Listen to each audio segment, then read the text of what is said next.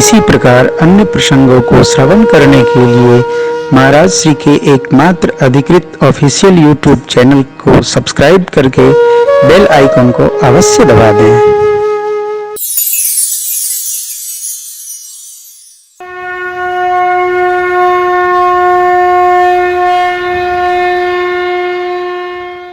कई बार गांव में घटना घटती है, कोई बच्चे लड़के विवाह नहीं करना चाहते हैं तो घर से भाग जाते हैं।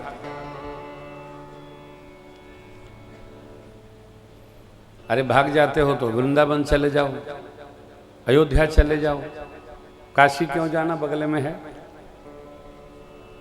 उज्जैन चले जाओ, गोदावरी चले जाओ, साउथ में चले जाओ, कहीं जगन्नाथपुरी चले जाओ कि कोई पकड़ न पावे।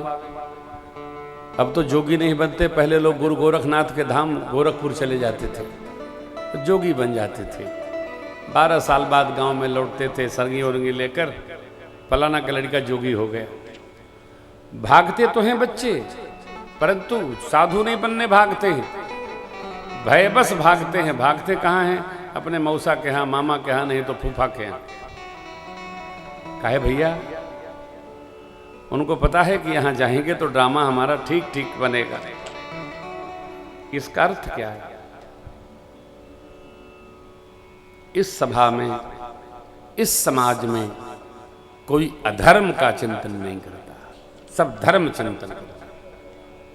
आश्चर्य हुआ, गुरुदेव भगवान ने जैसे आज्ञा दी मेरे प्रभु को, प्रभु ने भरत जी की गुरु भक्ति, भाव भक्ति, भ्रातृभक्ति की प्रशंसा करते हुए कहा, प्रभु भरत जी जो कहेंगे हम उसको मानेंगे।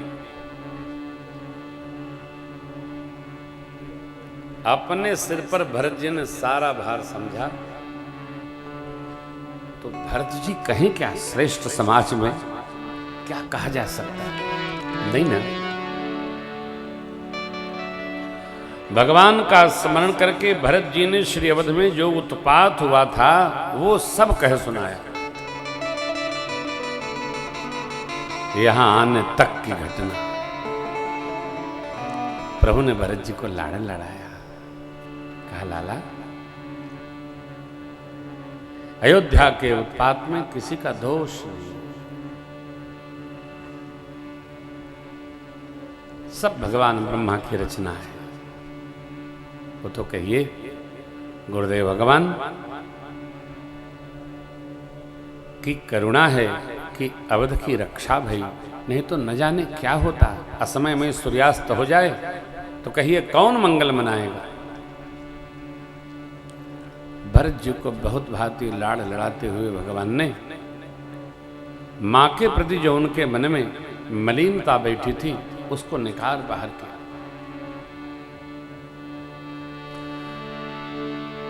भरत जी की बात सुनकर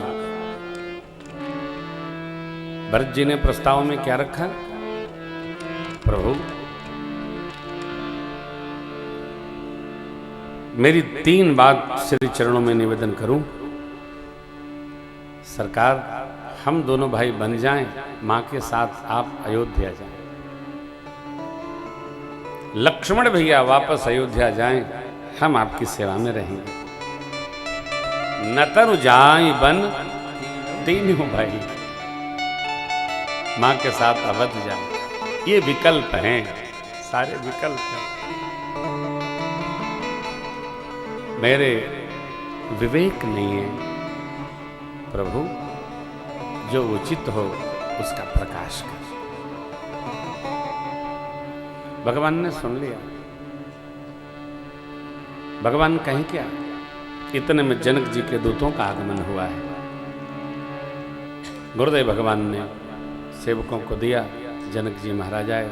4 दिन और रुकना भया, उभय समाज एक दूसरे से मिला है।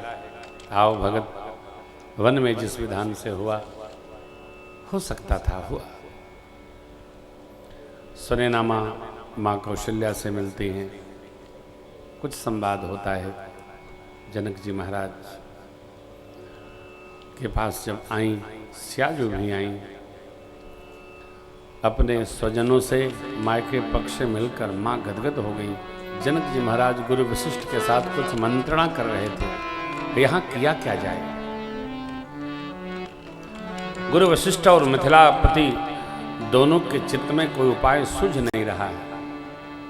इतने में सेवक ने कहा आकर, महाराज बिटिया रानी अपने पक्ष में पधारी। मिथिलापति सुने तो दौड़ पड़े। जिस लाडली को, जिस बेटी को रत्न जड़ित पालकी में बिठाकर मिथिलेश ने विदा किया था, आज तपस्विनी के वेश में मिथिलापति जनक ने जब मां को देखा तो भाव प्रवाहित हो गया और महाराज दौड़कर बेटी को हृदय से देखा ही। जानकी मैया अपने पिता से मिलकर इतना विह्वल हो गई, वह स्थिति परिस्थिति समझने योग्य है, कहने योग्य नहीं। बाप ने लाड़ लड़ाया और बेटी को आशीर्वाद देते हुए पिता जनक ने कहा, पुत्री पवित्र ये कुल दो, पुत्री पवित्र ये कुल दो, सुजस धवल जग कह सबको,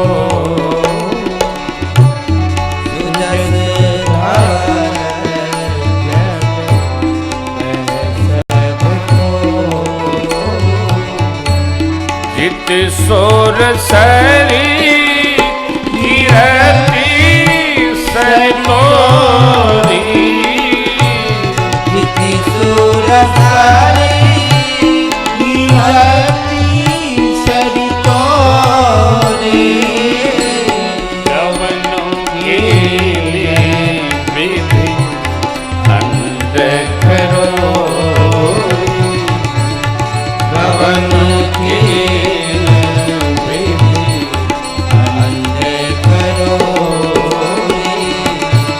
गवनों की विधि अंध करो, गवन की विधि अंध करो। बेटी आपने दोनों कुलों को पावन कर दिया, मातृकुल को भी और पितृकुल को भी। गंगा जी ने तो धरती पर 3 तीर्थ बनाया, हरिद्वार, प्रयागराज, गंगा सागर। लेकिन आपकी बेटी कीर्ति गंगा ने करोड़ों करोड़ों ब्रह्मांडों में व्याप्त होकर तीर्थ बना दिया। जब कीर्ति फैलती है तो यहां से लेकर वहां तक, लोक से लेकर परलोक तक, 7 लोक ऊपर 7 लोक नीचे, सब जगह कीर्ति विस्तृत हो जाती है। इसलिए पिता ने कहा, गवन कीन विधि अंध करो।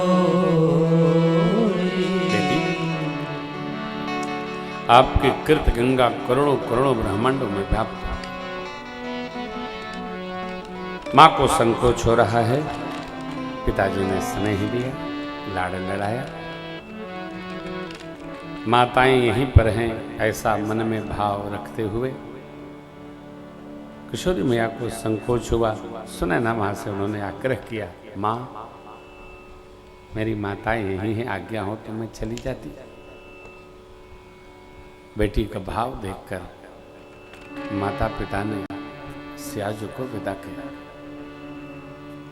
देखिए, कर्तव्य का बोध होना ये मानव का विशेष लाभ है। जो कर्तव्य का बोध नहीं कर सकता है उसको बोध कराया नहीं जा सकता। कर्तव्य का बोध स्वयं होना चाहिए।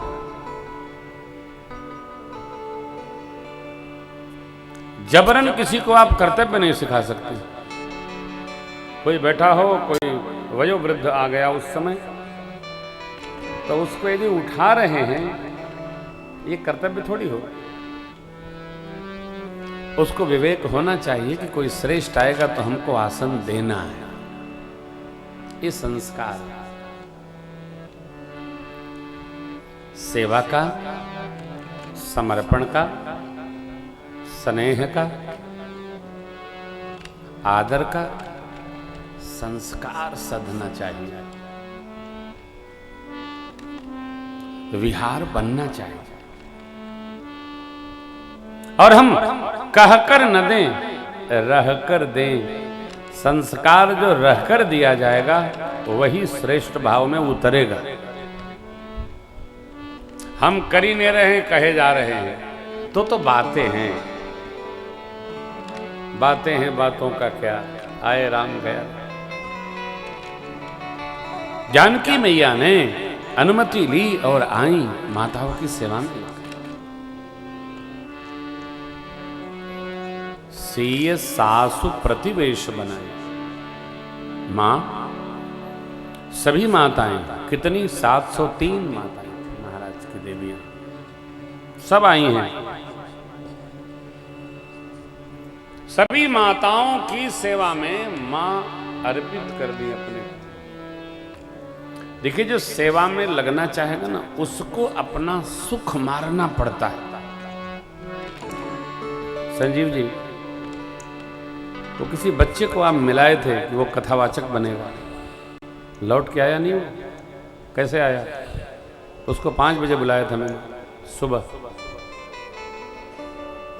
7 बजे नहीं, 5 बजे। कथावाचक बनेगा, 7 बजे उठेगा तो यही तो बात है। जो समय से जग नहीं सकता है, फिर वो कैसे बनेगा? फिर तो पेट निकल जाएगा, फिर कुछ होगा नहीं।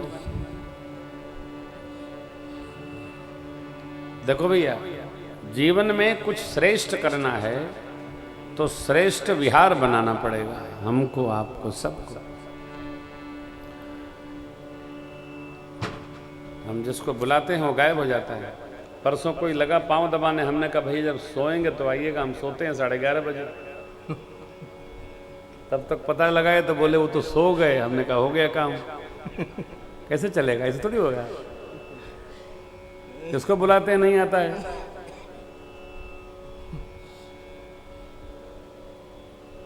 ऐसा नहीं चलता ना हो। अरे जीना तो है उसी का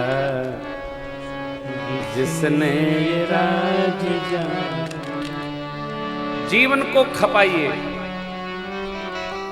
बच्चे जगे, जगाइए नहीं, बच्चे जगे। इसलिए शुरू में कम से कम इंटर क्लास तक बच्चों को जगाइए। इंटर तक। एक दिन मैंने कहा था जगाइए नहीं, उनके लिए कहा था जो कुछ करना चाहते हैं।